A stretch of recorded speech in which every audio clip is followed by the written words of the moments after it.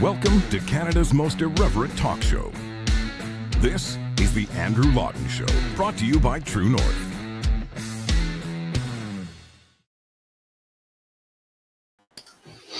Hello and welcome to you all, Canada's most irreverent talk show here, the Andrew Lawton Show on True North.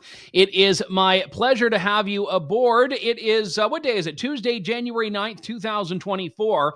And I will say I had a bit of a less eventful day yesterday than one of my colleagues did. You've seen him on the program in the past. I've been on his show going back, way back to when he had a show on Sun News Network.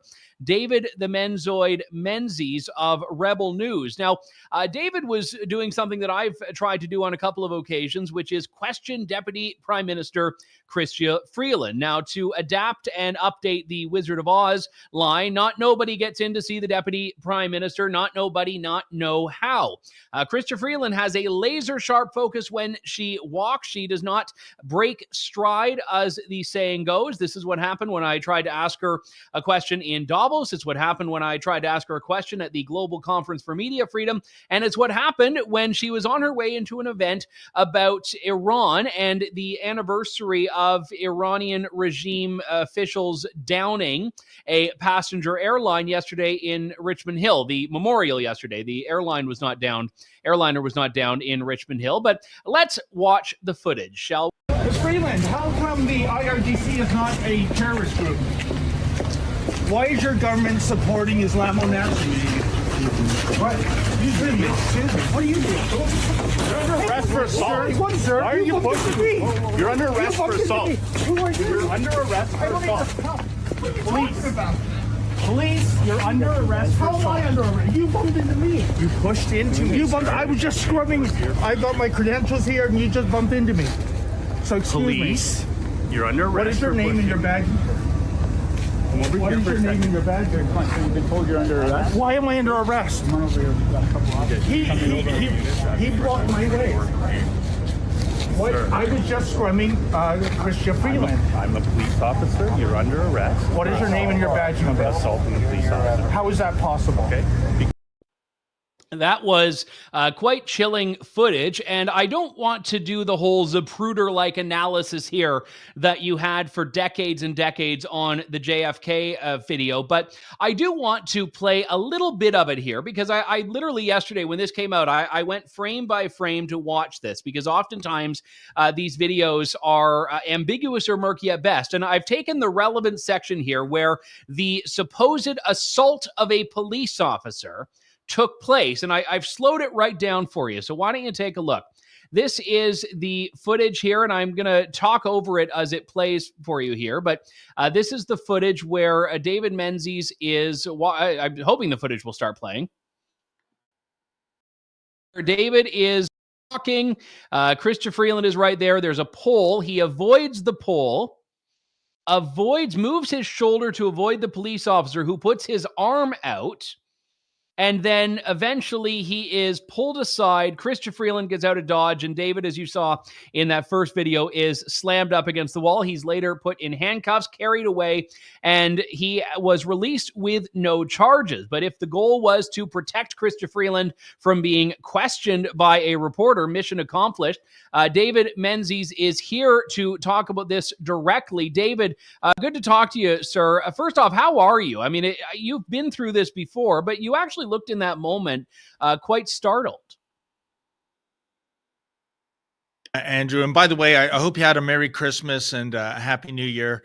But gee, speaking of the new year, law enforcement is really off on the wrong foot. You know, one of the cheekiest comments I came across in the various streams, Andrew, is, hey, Menzies, this is on you. You should have been calling for a genocide of an identifiable group. Then the Mounties would have bought you Timbits and a cup of coffee, as we saw the Toronto police do to the pro-Hamas demonstrators on Saturday as they were blockading the Avenue Road Bridge.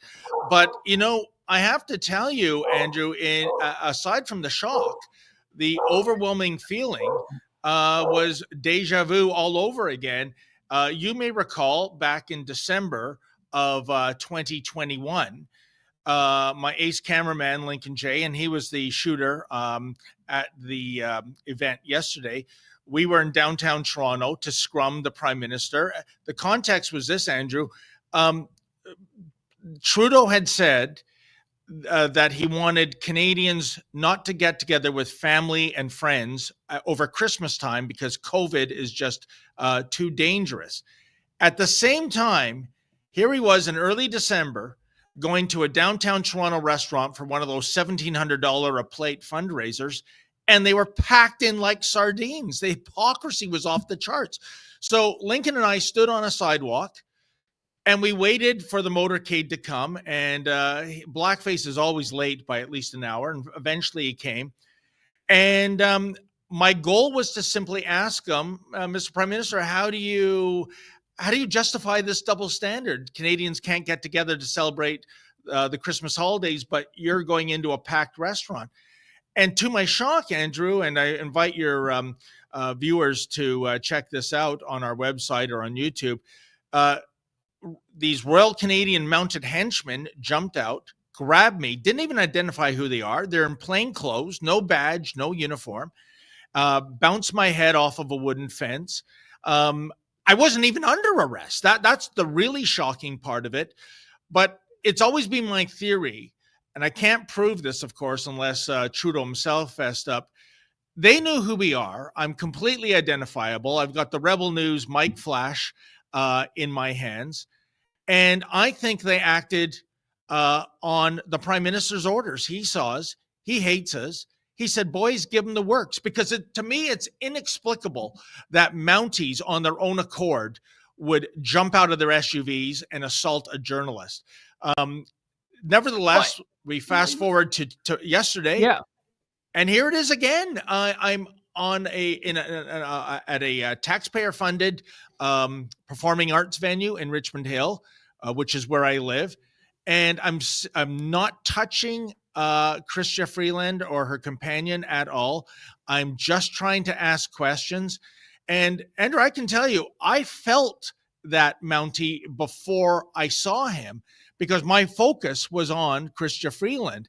And the poll. I mean, he was literally standing, watching you, and I don't want to say obstructing your path, but he knew where you were walking, and he knew that there was a collision here. And it's not to say that, you couldn't have gone out of your way to get away from him. But when you watch the video, what I find notable here is that there's not a lot of room between you and Chrystia Freeland. If you were to try to move out of the way of him, you would have bumped into her, and then you would have had a bigger problem on your hands. And it looks like he has his arm out. I mean, he is the obstruction here. So I'm not seeing the assault on a police officer of which you were accused.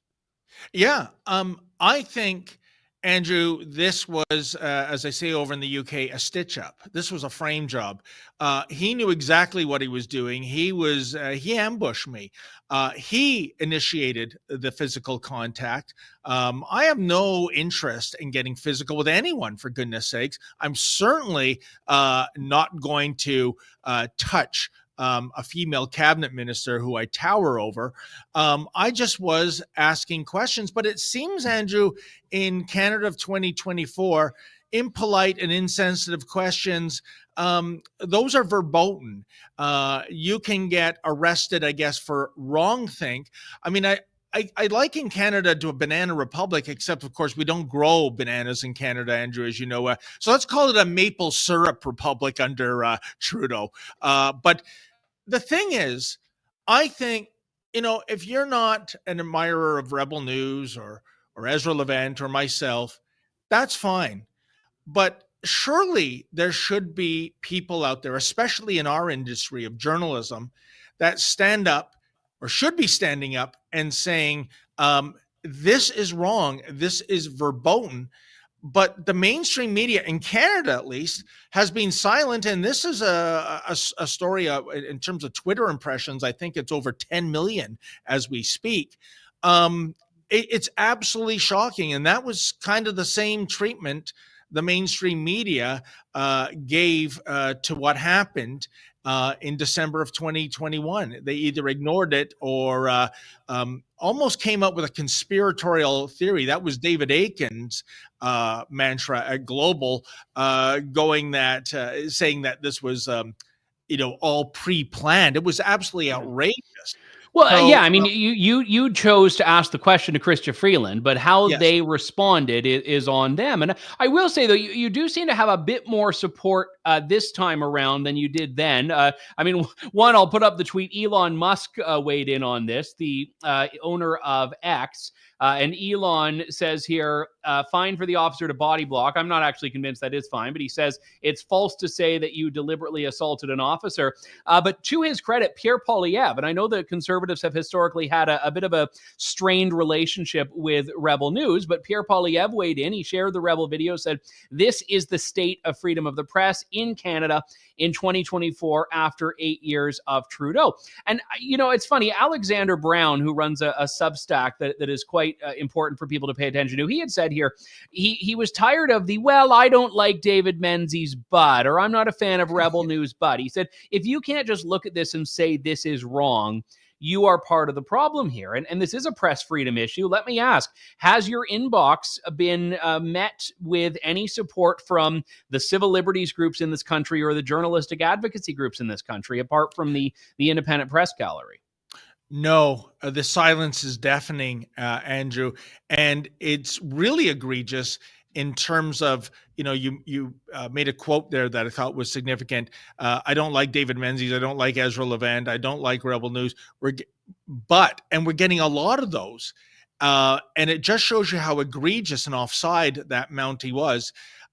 Even when these commentators state that they're not particular fans of ours, and that's fine. Yeah, they don't want to support you, and it pains them that they have to because it's that bad what happened. Exactly. That's the point. And I thought you did a brilliant tweet yesterday on this matter, Andrew, where you pinpointed the time code. I think it was 009. So the 9-second mark, where you see the Mountie initiating physical contact. And, it's crazy. I mean, I know if you literally touch somebody, that can be taken as assault, but this was at best incidental contact. I mean, the real roughing up came when they were putting the cuffs on me and slamming my head into the wall. I don't know why they do that, Andrew. I've been arrested a few times, and every time I'm incapacitated with handcuffs, they still slam my head off a wall or a fence, or the hood of the police SUV. I don't get that. Maybe they think they're on TV or something. But yeah, I want to thank you for pinpointing that out. And golly, I got to say, in slow motion, it does look like the Zapruder film from the Kennedy assassination. Was there a second Menzoid coming in? But yeah, and when you think of it, Andrew, I've always looked at that film, and I've called it the great, great, great granddaddy of social media. Now almost everybody has a cell phone camera and we can record it. But if Zapruder didn't have that little 8mm Bell and Howell camera, that footage wouldn't exist. So it's interesting you bring it up. And, there are other cameras. We've got an appeal out to anyone else who filmed this. And of course, the Richmond Hill Center for the Performing Arts, they have closed circuit security surveillance as well. I'm sure as part of our lawsuit, we'll be asking for that footage as well, Andrew. Yeah, you mentioned the lawsuit. So let me ask you about this, David. I saw your boss, Rebel Commander Ezra Levant, tweet this morning that you're suing Freeland, the RCMP, and York Regional Police, as I understand. What's happening there? That's correct. I believe there's 4 things we're suing for, including false arrest, malicious prosecution, and garden variety assault on me because, far from the RCMP's narrative, he did the assault. I wasn't under the arrest at the time, nor was I, and Andrew, I just want to go out on a limb here. If I was some guy wearing a balaclava and wearing camouflage and it looked like I had something that resembled a handgun or a rifle, I can see a preemptive strike by law enforcement. I can. But, Andrew, they know who we are. I've got the Rebel News mic flash out. I wear my trademark hat. And they know I'm not there wearing trouble on my shirt. I'm not there to hurt anyone. So they can't play that card. And I can tell you, Andrew, if any of your viewers have it in their heart to support our case against this draconian fascism we saw on display in Richmond Hill, if they can kindly go to standwithdavid.com, that's standwithdavid.com. And I know things are tough these days, but if you have a few extra bucks, we crowdfund our revenue. As you know, we don't take any government funding. And if they can go to standwithdavid.com, make a donation, that would be greatly appreciated, Andrew. And I just to confirm, they released you without laying any charges. So this egregious assault on a police officer, by their own admission, either didn't happen or didn't rise to the level of needing to charge you. Absolutely, Andrew. As the footage goes on, you see me eventually getting loaded into a police SUV, a York Regional Police SUV. The cops were gracious enough to handcuff me, take the handcuffs off behind my back and put them in the front, because I told them with the cramped space in that cruiser, I have double hip replacement. This would be not safe for me. And so at least they gave me that little mercy. But here's the funny thing. It wasn't, as the saying goes, not so funny at the time. They were telling me, we're going to drive you to the police station on Major Mackenzie Drive for processing. And then they had another officer come up to them. There was some kind of conversation, and they waited for a while. And then they drove off and they started going northbound. And since I live in Richmond Hill, Andrew, I know the station's southbound. So I'm thinking, where are we going? And I'm brought to the back of a school, which has been dismissed. And I'm thinking, holy moly, what is this? The Cherry Beach Express, right? It was unbelievable. But it turned out to be a good news story, because they said, we've been told the Mountie in question has declined to press charges. I guess he had a come to Jesus moment. Maybe he saw some cell phone footage, because this is about almost an hour after the incident. So we're just going to release you here. So it was like catch and release. It was like dump you out on the curb somewhere, basically, and just and I walked back to the Performing Arts Center, not to go inside, even though we were invited as media, because according to the police, myself and Lincoln had been trespassed, which makes no sense, because if there's no charges, what's the issue? So we had to do the rest of the reporting on the sidewalk. And I got to tell you, Andrew, our original goal of going there, we didn't even know Blackface and company were going to be there yesterday. I was at the first commemoration ceremony for that Ukrainian airline that was shot down. Let's keep in mind, Andrew, 179 innocent civilians plus one unborn baby, which of course the media will never list as a homicide. That included 55 Canadians, by the way, most of them of Persian descent. And when I went in 2020 to that very same venue, the Richmond Hill Center for the Performing Arts, there were politicians of every level, every political stripe, except one. And that would be none other than the Liberal MP for Richmond Hill, Majid Johari. If you can imagine, Andrew, Majid Johari supports the Iranian regime. He's had meetings with Iranian government officials in Canada. And it's so beyond the pale for me. I've lived in Richmond Hill for 25 years. I can tell you it's a significant Persian minority there. I believe it's as high as 14%.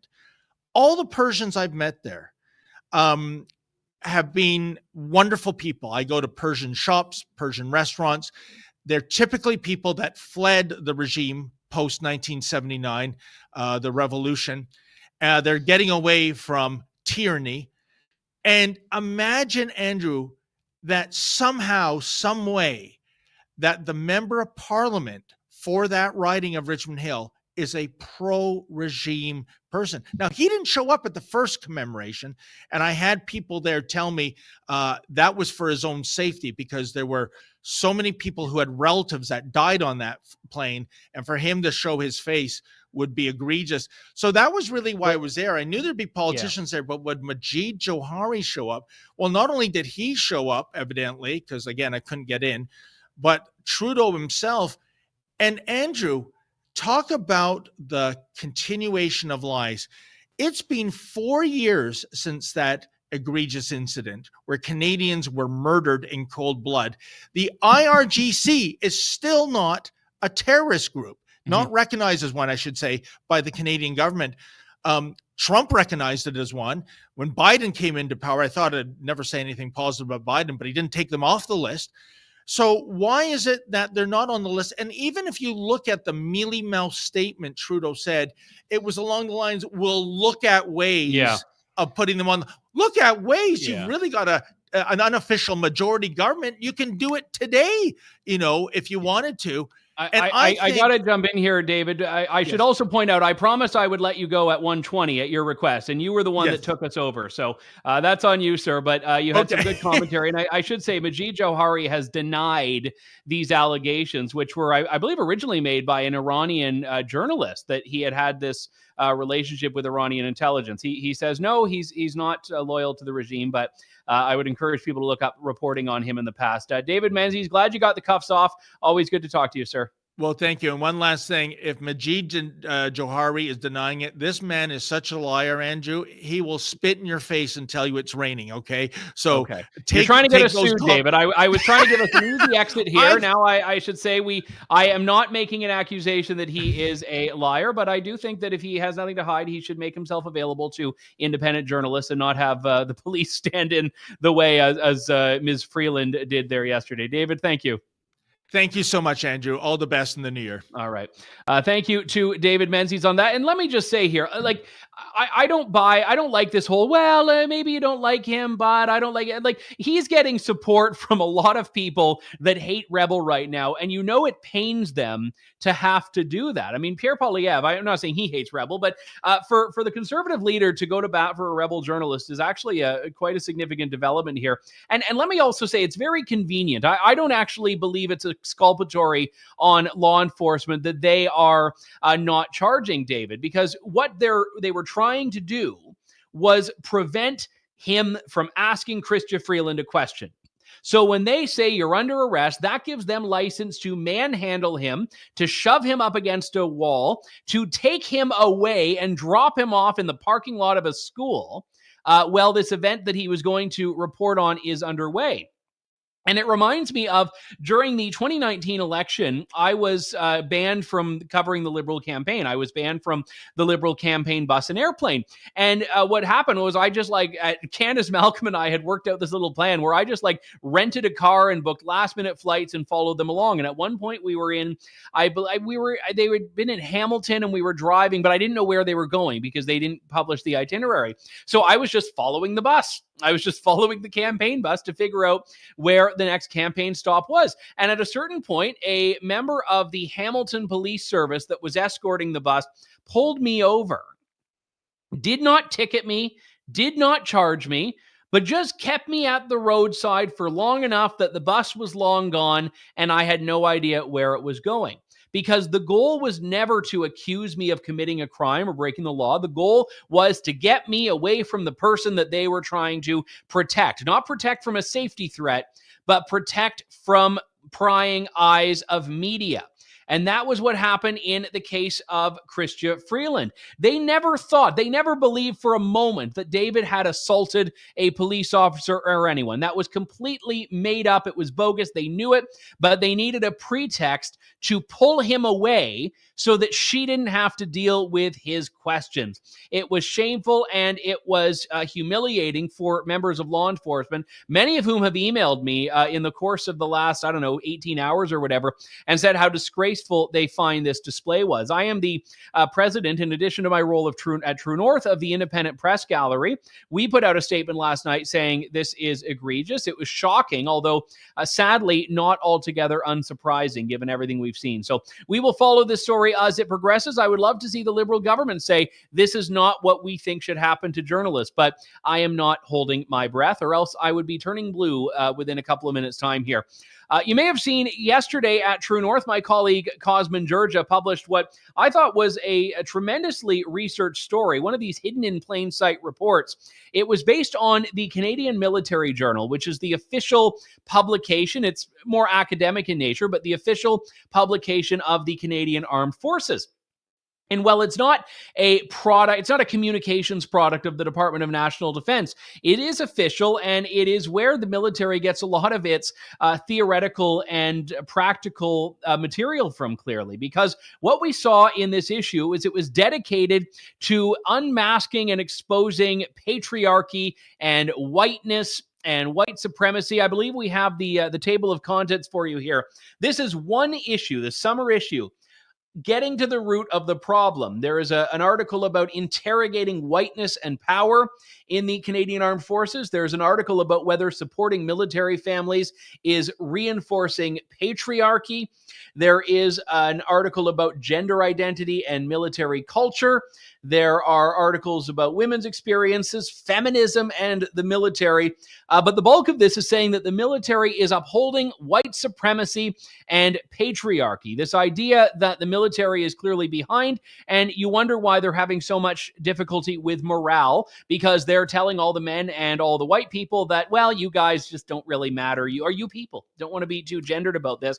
I wanted to get some veteran perspective on this because, again, I've heard so many members of the Canadian Armed Forces. My father is a veteran, and I know many people in my family and in your families, and many of you listening have served in the armed forces as well.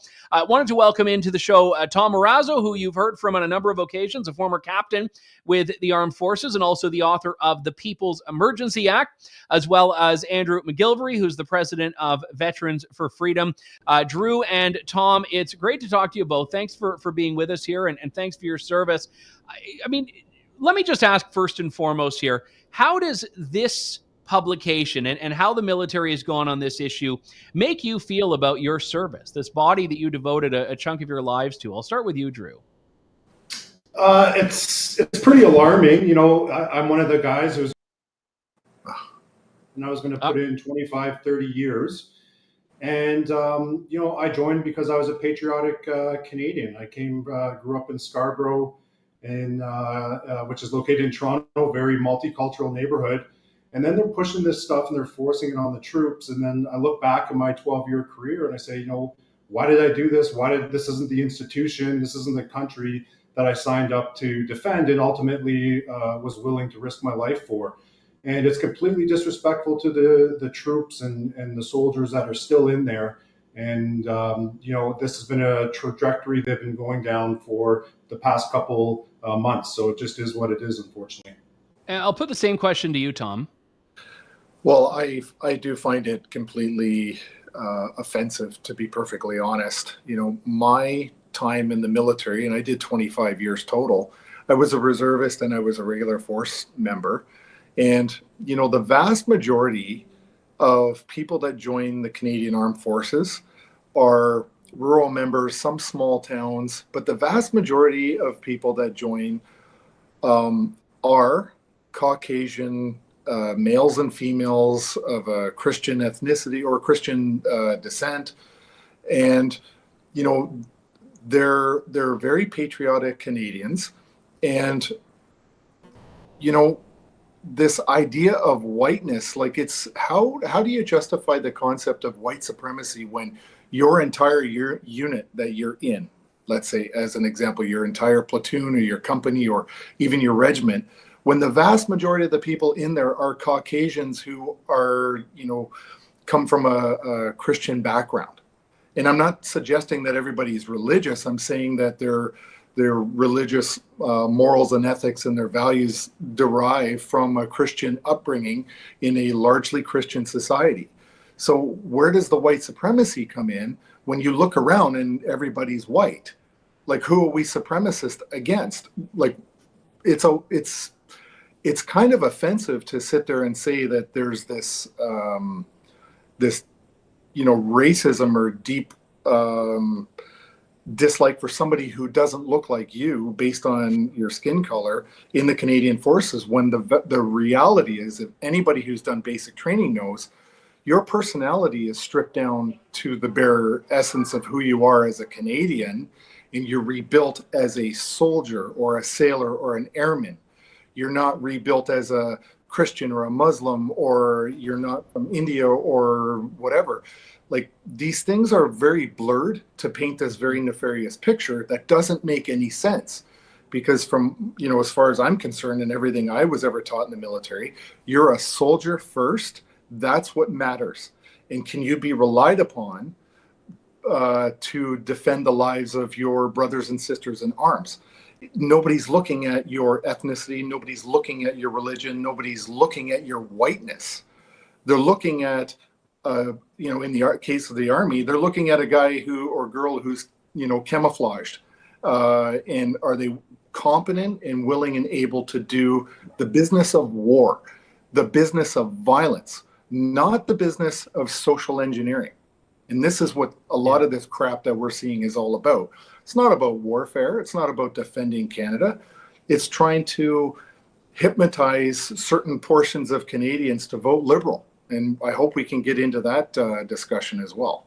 Yeah, and I wanted to ask, because you raised, I think, an important point there. I mean, my understanding of this is not someone who's served, but someone who's had family members who have, is that uniformity was always a very core part of the military. And it was meant to basically be exactly what you've just described there. Your role has to be the uniform, not who you are as an individual when you're serving. And I think it was 2 years ago that they significantly dropped the standards on uniformity, where you could have dyed hair and face tattoos. No offense to people with dyed hair and face tattoos, but well, maybe a little bit. I'm okay offending a little bit of the face tattoo crowd. But the thing about that is that here we have the military, and I understand why, because if you have no recruitment and you have no people there, I understand the impulse to just start dropping all these barriers. But I think it has an inverse relationship, because all of a sudden you change it so much that the people you want in there are saying, I don't know if I want to be a part of that anymore. But it seems like the military has gone along with this very woke academic idea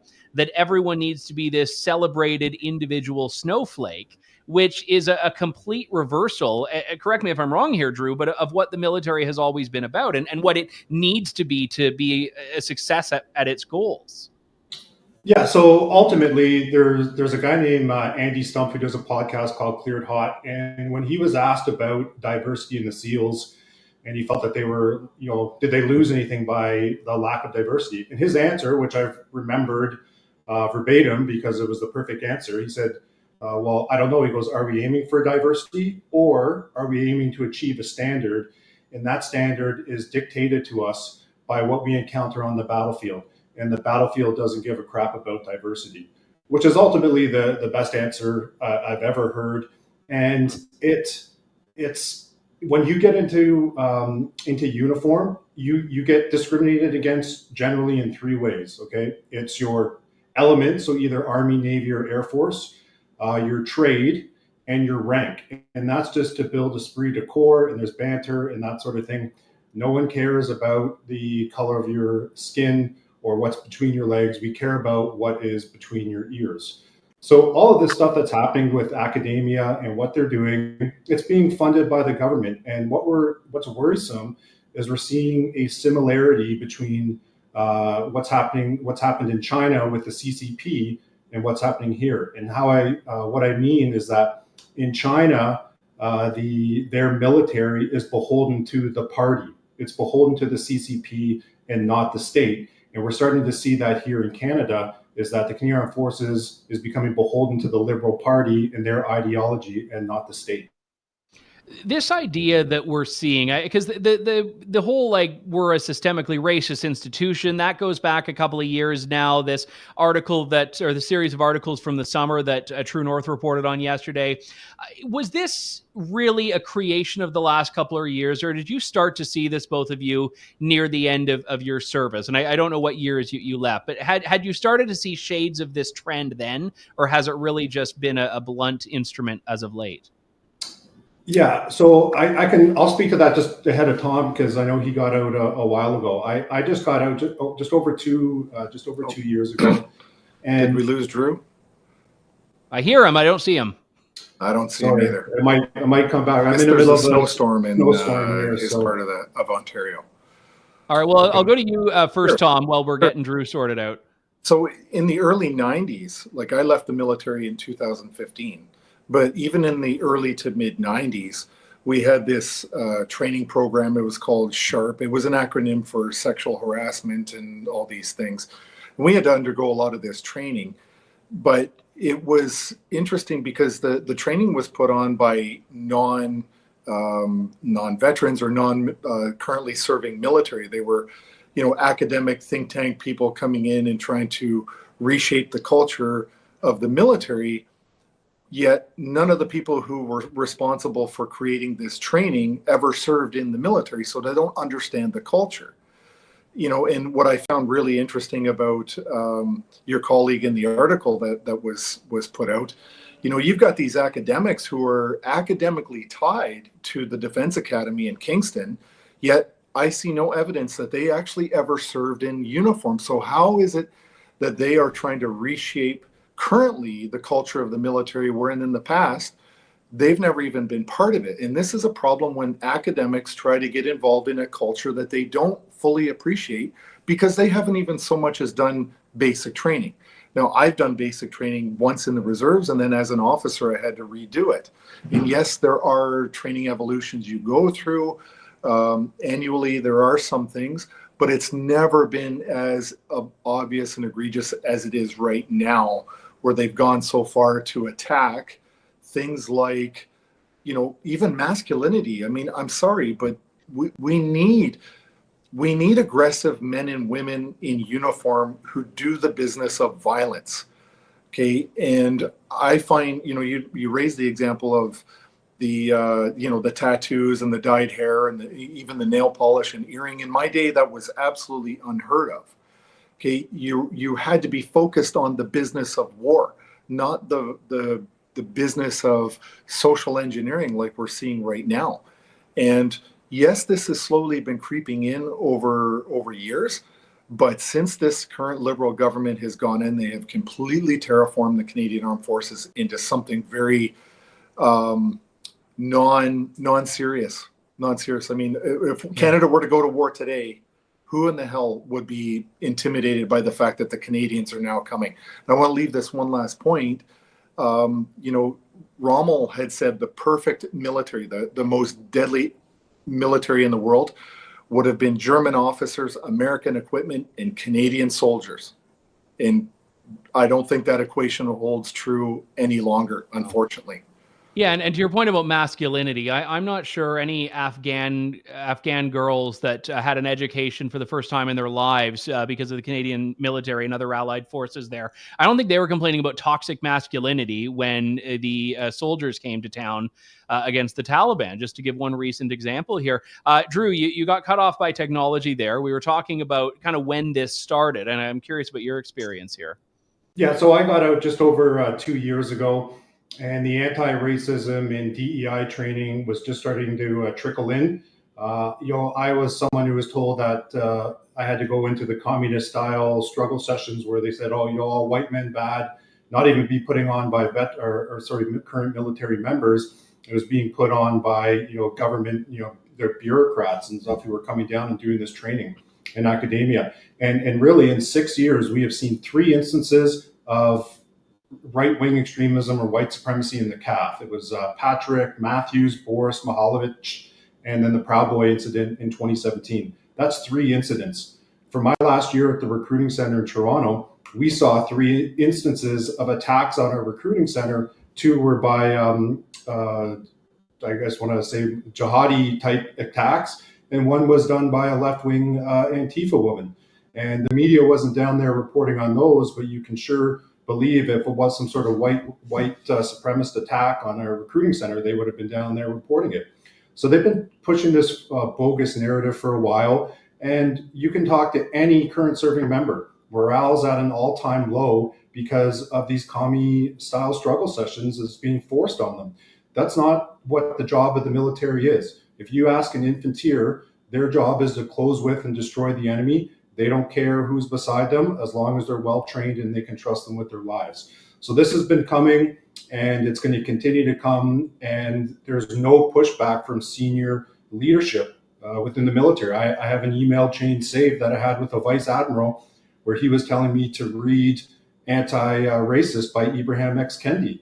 And I read it and I pushed back to him. I said, this goes completely against the ethos of the Canadian Armed Forces. So we're going to continue to see this, and we get all sorts of tips and emails from serving members telling us the stuff that they have to go through. And that's why the attrition rate is 3 times the regular rate. And that's why guys like me who released earlier getting out, because it's just nonsense. And it's we're not like the Canadian Forces isn't the passport office. Okay, we are a completely different entity in society, and there's just so much stuff that's crept in from the likes of Barbara Perry and the Ontario Technical Institute, and they just gave a bunch of money to a man named Andy Knight, who was a University of Alberta professor who's going to study white supremacy in the Canadian Armed Forces. So it's just a false and bogus narrative, in my opinion. Is your sense, Tom, that the military leadership have bought into this, or are they just basically taking their marching orders from cabinet and government, or seeing the writing on the wall and that this is the way things are going? Yeah, absolutely. I do believe that the senior leadership of the Canadian Forces has bought completely into this. And, I tweeted about this yesterday where, there was the American veterans and currently serving members have created this declaration of accountability where, there's a group of over 200, I believe 230 currently serving and retired American veterans who want accountability against the Joint Chiefs of Staff for all of their actions during COVID. And, my tweet was actually about the same thing, is that the Canadian Armed Forces members have the same duty. I mean, you learn this in basic training in the first week when you're covering military law. You, as a subordinate rank, when you're trained, have a duty to report a crime if you witness it being committed, and if so, actually lay charges. And that doesn't matter if the person committing the crime is of a higher rank than you. You've got a duty to take action because, it's a professional organization with its own body of laws. It's got its own criminal justice system. It has its own mechanisms to deal with these things. And the fact that right now, the currently serving military members have never taken their superior officers to task tells you, it speaks volumes about the state of buy-in from senior leaders who are protecting their careers, not the integrity of the institution of the Canadian Armed Forces, but they're protecting their careers. They're not risking their pensions or their livelihoods or their reputations on pushing back against this ideology. And I think that in itself is a massive failure of leadership on behalf of, let's say, lieutenant colonels and above, or even majors who are the first rank of senior officer. Very few instances we've seen this. I can think of one major that did a video in uniform where he pushed back against the actions of the senior leadership of the forces, but that's the only example I can come up with. And, I believe some people should stay in and fight from the inside, try to make it better. But the reality is that the best people are going to get out of the way. They're going to leave the military, and the garbage is going to percolate to the top. And they're going to occupy those senior positions within the Canadian Forces, and they will remain beholden to the Liberal Party of Canada, not to Canadians, not to the institution of the Canadian Armed Forces. That's where their loyalties are going to lie in their next promotion. And their next promotion is going to be contingent on how woke you are and how much you abide by this gender ideology and all these other things, right? I mean, we have quotas. 25% of all the occupations we want to fill by women. That's not based on capability. That's based on this bizarre quota of what your gender is and what your skin color is. It's not based on capability.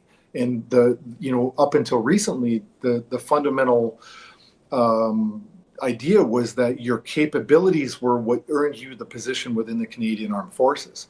You don't have the right to join the Canadian Armed Forces. You have the right to apply. You don't have to be accepted. But to be accepted, you have to meet a minimum standard. And Drew could probably talk about what's happening now with the CFAT score, which is the Canadian Forces aptitude test. So, I do think that there's some nefarious things happening so that senior officers can get promoted into more advanced positions than they currently hold. Well, yeah, and obviously, if we are embracing diversity and DEI and anti-whiteness and anti-colonialism and all of this, which you clearly are, we see this in the documentation. It stands to reason that that's going to become at the core of hiring and promotion practices. And I mean, obviously, no true meritocracy really exists. There are always biases and nepotism and things that can seep their way in. But the idea that senior military strategists or people who are supposed to be strategists are going to be decided based on how many diversity check boxes you can tick isn't really all that far off, is it, Drew? I mean, and you think, I mean, this is the whole point of that intersectionality idea that these academics who have never served, as Tom points out, are talking about here. It's that, oh, well, yeah, this guy may have led, 20 successful campaigns, but, oh, this one's a transgendered Indigenous person in a wheelchair. This is our new admiral. No, exactly. And I'll just touch base on one thing that Tom said is the difference. So we know, and we're, partnered with the American guys who put forth that military accountability document. The difference down there is they actually have senior officers who are signed onto this, guys with credibility and who are known within the community. With V4F, we're at over 3,000 members. We have a handful of four-ringers, so either captain navies or colonels. But we haven't had any sort of major general or admiral pushback and step up and speak. Now, General Mason has been doing some good work. He's been speaking out against sort of the wokeness effect in the CAF, which is great. But there needs to be more senior officers and senior NCOs who speak out about this stuff. And that's sorry, what was your question again, Andrew? I lost my train. I can't remember. Your answer was good enough, but I was basically just asking about whether diversity hires are going to become the new norm with how things are going. And, the general, the vice admiral, all these leaders are not going to be people that were these, brilliant tacticians and strategists and operators, but are actually just going to be people that are chosen for these intersectional diversity categories. Yeah, so you're 100% spot on. So when I was in recruiting, so I was a military career counselor, I would really sign off on the files to get them sort of approved and onto the competition list, which has been watered down. But at that time, women who were applying to the Canadian Armed Forces didn't have to pass the aptitude test to be able to be approved and put on the thing. So they had lowered the standards there for women just to get them on the list. And I talk about how they actually select applicants, but that's a whole nother story. It is now, this is something that we released on our social medias yesterday, is for just under 50% of the trades in the Canadian Armed Forces, they've waived the requirement to pass the Canadian Forces aptitude test. And that aptitude test tests you in three things. It tests you in math, it tests you in English, it tests you on your spatial awareness. And based on your scores, it will dictate to us, the military career counselors, what occupations you're good for. That's not even happening anymore. So 47 trades no longer require that aptitude test. Now, I talked to our source at CFRG, which is Canadian Forces Recruiting Group headquarters, and he said that this is being done for two reasons. One, to help push through the 2,600 permanent residents who've applied to the Canadian Armed Forces, and two, to help meet the what we call EE employment equity quotas, which I believe is 25% women. These are the goals: 25% women, 15% visible minority, and I think it's 4 or 5% Indigenous. So they're lowering the standard of the troops in the military to help achieve their DEI targets, which is, it's unacceptable. You never lower the standard, especially when people's lives are on the line. I mean, that used to be when this came up with firefighters years ago. This used to be the most obvious pushback on this, which is, someone like me doesn't drop 100 pounds if the firefighter is a woman. So this is, I think, the painful reality here. Well, I'm glad you gentlemen are speaking up about this. Thank you for your service and for your time today. Drew MacGillivray from Veterans for Freedom, and Tom Marazzo, also from Veterans for Freedom, but also the author of the book, The People's Emergency Act. Thank you very much, gentlemen. Thanks, Andrew. Thank you. All right. That does it for us for today. I will say, all of you who have served, I thank you so much for your service, and to the spouses of those who have served and family members as well. You've put up with a fair deal, so your country thanks you as well. We will be back tomorrow with more of Canada's most irreverent talk show. Thank you, God bless, and good day to you all.